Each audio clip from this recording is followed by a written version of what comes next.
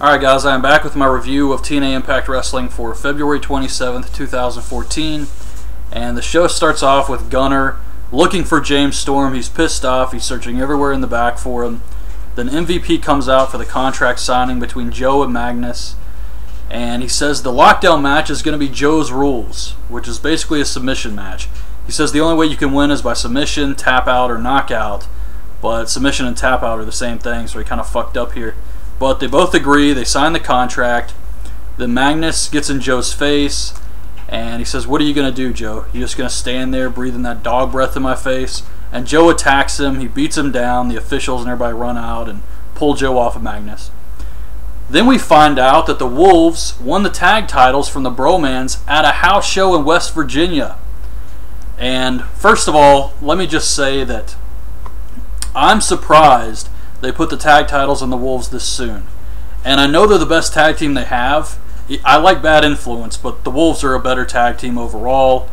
And they do deserve the belts. I'm just surprised TNA did it this fast. However, someone told me on Facebook, Anthony Pereira, I hope I pronounced your name right, he said that TNA is doing a joint pay-per-view with a Japanese promotion, and the Bromans would not be well received there. That's why they put the tag belts on the Wolves so quickly. So I guess that makes sense. But what's funny about this is immediately after showing us that the Wolves won the tag titles, we see the Bromans backstage. They're pissed off about this. They want revenge. So they go to Bobby Roode and they're like, "Man, you got to put us on Team Roode." But what's funny is they're still in London. This was a house show in West Virginia, and it said over the weekend. And now they're back in London and they're pissed off about losing the belts. So that was really silly. But they won on Team Roode, and Roode says, "Well, you guys lost already to the Wolves, but tonight it's going to be the Bromans versus Bad Influence versus the Wolves. And if the Bromans win, they're on Team Roode. If Bad Influence wins, they're on Team Roode." And Roode says that if the Wolves win, the search continues. Well, it can't continue much further because those are the only tag teams in TNA. This match right here with these three teams is it. Storm and Gunner just broke up, so you only got three choices, and one of them's on the opposing team. So it's the Bromans versus Bad Influence versus the Wolves. And Davey Richards is about to come off the top with a double stomp at Kazarian, and Robbie E tags himself in. So Richards hits the double stomp, Robbie E runs in, throws him out of the ring, covers Kazarian, and gets the win. So the Bromans are going to be part of Team Roode at the Lethal Lockdown. Then we see Austin Aries talking to Bobby Roode backstage. Roode wants him on Team Roode. He says you can't really trust this MVP guy. You want Dixie Carter on your side, and with the 10%, Austin Aries is going to be working for Bobby Roode. So Aries says he'll think about it. Then it's EC3 versus Douglas Williams. And this was an awesome surprise. I like this. However, the match was insanely short, so it really meant nothing. It was really a squash match of Douglas Williams. And EC3 hits the headlock driver, gets the win, and afterwards he puts him in the same leg submission he put Kurt Angle in. So Gunner and James Storm have their big confrontation in the ring. And this shit was awesome. Storm says that Gunner never once thanked him for everything he did for him. And then he gave him that tag team title briefcase, which was very insulting to him. It was like giving scraps to a dog. And Gunner's talking about his time in the Marine Corps. And Storm says, "Whether you lived or died, nobody gave a damn." And Gunner goes off on him. He attacks him, but Storm runs away through the crowd. And now Gunner is waiting outside the building for Storm. Then we see Magnus, who has an opponent for Samoa Joe. And it's Bad Bones. This is the gut check guy Jeremy Borash was talking to last week when Samuel Shaw ran up and attacked Ken Anderson and then kidnapped Christy Hemme. So you got this Bad Bones guy. Joe comes out. He immediately squashes this guy, hits the muscle buster, makes him tap out. And I guess it kind of built Joe up a little more as a badass who could just run out there and squash someone. But it's not like Bad Bones was really intimidating. He looked like a miniature Lord Tensai, honestly, a little Albert. But yeah, that was it. Then Magnus and Joe have a stare down. Austin Aries is talking to MVP, and he tells MVP that he wants a closer look at him and Bobby Roode to make his decision, and he wants to be the special referee. And MVP says, "Well, you know what? I trust you. you can be the referee in the match later, so you can see where this is going. Then Kurt Angle comes out for his Hall of Fame. He thanks the fans and everybody, the usual stuff. Then EC3 comes out. And EC3 really made this whole thing awesome. He was great here. And he plays a tribute video for Kurt Angle, but it's him attacking Angle with these funny little thought bubbles above his head. And he says that Kurt Angle's forgetting to tell the people that he suffered a torn MCL, a torn ACL, and he's going to have to retire. And then Angle starts talking about sources and how EC3's sources were wrong and he has no tears at all. And he says, I get it, you want to make a name for yourself, but why the hell would you start with Kurt Angle? Then he punches EC3 and EC3 runs away, and now it's going to be Angle versus EC3 in a cage at Lockdown. It's Lady Tapa and the Alpha Female versus Madison, Rayne, and Velvet Sky. And Chris Sabin jumps on the apron and distracts the ref, so Lady Tapa hits Madison with the TKO stunner move, I guess, and gets the win. Afterwards, all the heels are celebrating, and Velvet runs in, she grabs Sabin, and the Alpha Female gets her in the full Nelson again. So she's swinging her around. Gill, Kim, and Lady Tapa are putting the boots to Madison, Rayne, and ODB runs out. They all fight the heels off. And that was pretty much it. It wasn't bad or anything. There's a lot of storylines going on here, which is good for the Knockouts division, so I was fine with this. Then we get a promo for Extreme Tiger. Tigre Uno, however you say that in Spanish, is coming to TNA. I think that's good for the company. They can always use a masked wrestler, kind of like Rey Mysterio, to help get some more interest in the company from younger fans, I guess.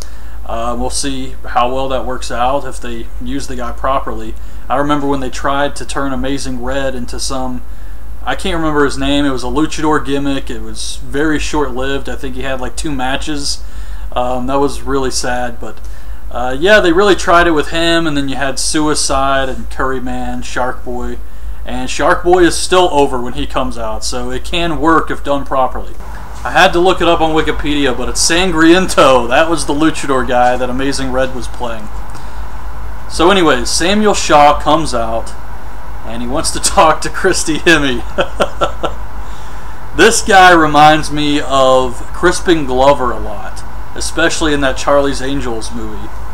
But he tells Christy he was trying to protect her from guys who would lust after her. So Anderson comes out, and he does exactly what I said he was going to do. He makes fun of him and calls him a creepy bastard. So the fans start chanting creepy bastard. Then Sam Shaw says that women like Christy Hemme are always available.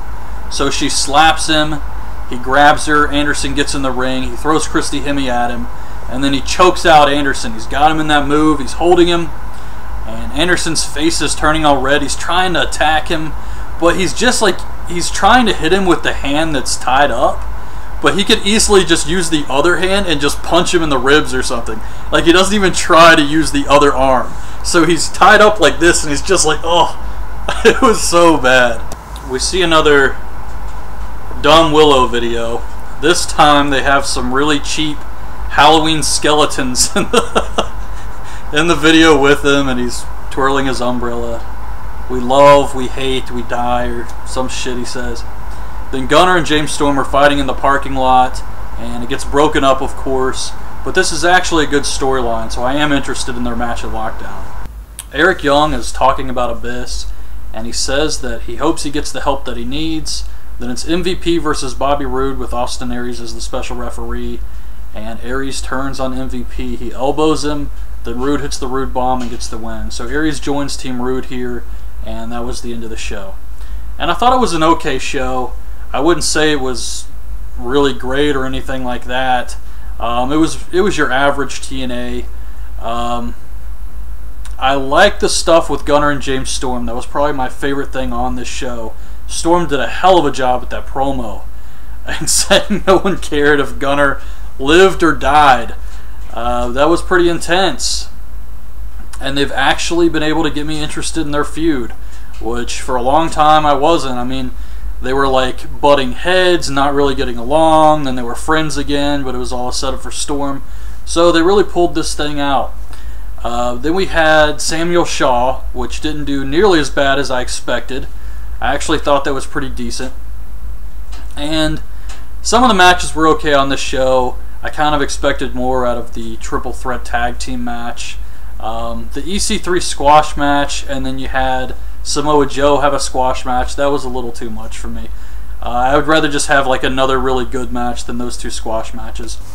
Alright, so TNA Impact Wrestling for March 6th, 2014 starts with Team Roode coming out. They all start arguing about the 10%. Aries says if he helps Roode win, he wants 5%. The Bromans want some of it. It was actually pretty pathetic. Then MVP comes out with the Wolves, and he's about to introduce the fourth member of his team, but Dixie Carter comes out and says it doesn't matter who the fourth man is because you're going to lose, and MVP says it's Jeff Hardy. So is he going to be Willow or is he going to be Jeff Hardy? I don't know. Then they all start fighting. This leads to the elimination tag match for the man advantage at the Lethal Lockdown. And Robbie E is eliminated by MVP after the kick. Aries eliminates Eddie Edwards with the Brainbuster. Roode rolls up MVP and uses the ropes to eliminate him. So it's down to Davey versus Aries and Roode.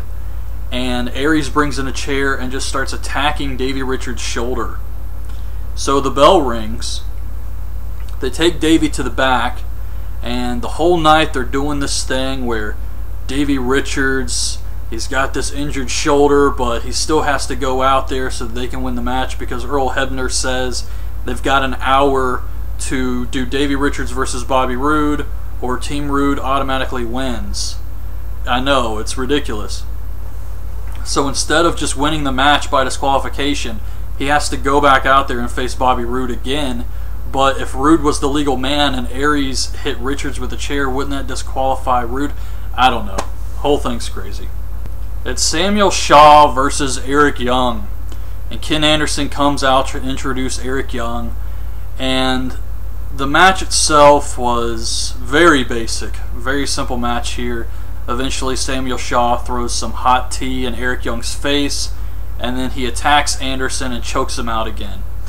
And he says he's going to go reclaim his property or something like that. And he goes backstage to find Christy Hemme, who we see watching backstage, and she's all scared and stuff. And the entire show, Samuel Shaw is wandering around backstage looking for Christy Hemme. He goes in the girls' locker room and sees Velvet Sky. He's told that Christy is in the makeup room. So he finally makes it to the makeup room. No one is trying to stop this crazy guy. So he makes it to the makeup room, and we see someone who is obviously not Christy Hemme. It's just red hair. And he goes in the room, and of course it's Anderson wearing a wig. And he beats up Sam Shaw, smears lipstick all over his face, and then Sam Shaw says that he will see Anderson and Christy Hemme at Lockdown. EC3 comes out, and he says Kurt Angle is afraid of him. He's afraid of his submission wrestling. And Angle comes out. EC3 runs away. And then he comes back out and attacks Angle from behind, takes out his knee, puts him in the submission again. So now they're talking about how Angle can't do the match at Lockdown. So I guess EC3 versus Angle is not happening now. Then we see a vignette for Kenny King. And I guess he's being repackaged, kind of. It's this hashtag King of the Night. And it just shows Kenny King riding around Las Vegas with a bunch of strippers or something. And it looked like a Bacardi commercial. It's Gail Kim, the alpha female, and Lady Tapa versus Velvet Sky, Madison, Rayne, and ODB. And I thought this match was just incredibly boring. I couldn't wait for this to be over. Velvet hits the face buster on the alpha female, this gigantic woman, and actually gets the win. And Sabin was running around with a chain or some crap. It was all bad. Then Gunner and James Storm do a little promo thing. They go back and forth. Storm says that he brought Gunner up and made him great and all the usual crap. And then then Storm kicks Gunner in the balls and leaves. So last week they had a really good segment, these two guys, but this week it was just very bland. we get Davey Richards versus Bobby Roode. Sounds like it has a lot of potential, right? Wrong. This match was also boring as hell. Roode attacks the injured shoulder the entire time. Then he hits the Roode bomb and makes Davey Richards tap out to the crossface. So Team Roode gets the man advantage at Lockdown. Then Samoa Joe comes out for this face-off with Magnus. And Magnus actually cut a pretty good promo here talking about his history with Joe. Then Joe says he's going to drink in Magnus's pain and shed his blood. He goes crazy when he's in the ring. He blacks out. I thought it was a little over the top myself. Magnus headbutts him, and then Joe chokes him out, and Magnus is tapping out to end the show. And that was the end of Impact this week. I thought it was pretty mediocre. I didn't care for this one at all. Okay, so on to my TNA Lockdown predictions. I'm not excited about this show at all. We got Ethan Carter versus a random opponent. I don't know who that could be, but I'm going to say EC3 wins. They seem to be behind him. He took out Angle and Sting and everything. So maybe they'll do like a comedy character, like not Dewey Barnes or one of those guys, but maybe like someone we haven't seen in a while. Kind of like when they brought back Douglas Williams and he squashed him. Manic versus Tigre Uno. I completely forgot that Manic existed. Tigre Uno is going to win. Anderson versus Sam Shaw. Samuel Shaw is going to win that.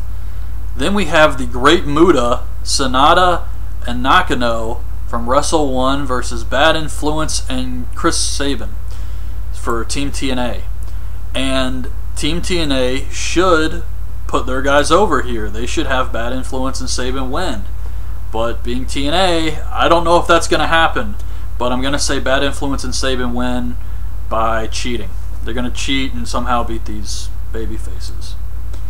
Gunner versus James Storm. I'm going to go with Gunner on that one just because they seem to really be behind him and he could use the victory. Madison Rayne versus Gill Kim. I honestly wasn't even sure which one of these girls was the freaking champion. But it's Madison Rayne, and I'm going to say that she retains because the match is in a steel cage and Lady Tapa can't interfere. So Madison Rayne wins this one. Then it's Team MVP versus Team Bobby Roode. If Roode wins, he gets 10% of TNA. And I think Team Roode is going to win this match. And then going forward, it's going to be some backstage stuff with Dixie Carter and Bobby Roode working together. And Magnus versus Samoa Joe. It's a submission or knockout here. And Magnus has the elbow drop and the driver. I don't think he has a submission. So I think someone's going to come out and interfere. Maybe Rockstar Spud gives Magnus a weapon and he uses it to knock out Joe. And Magnus retains. So those are my predictions for the Lockdown pay-per-view. I hope you guys have enjoyed this video. Leave your thoughts in the comments and thanks for watching.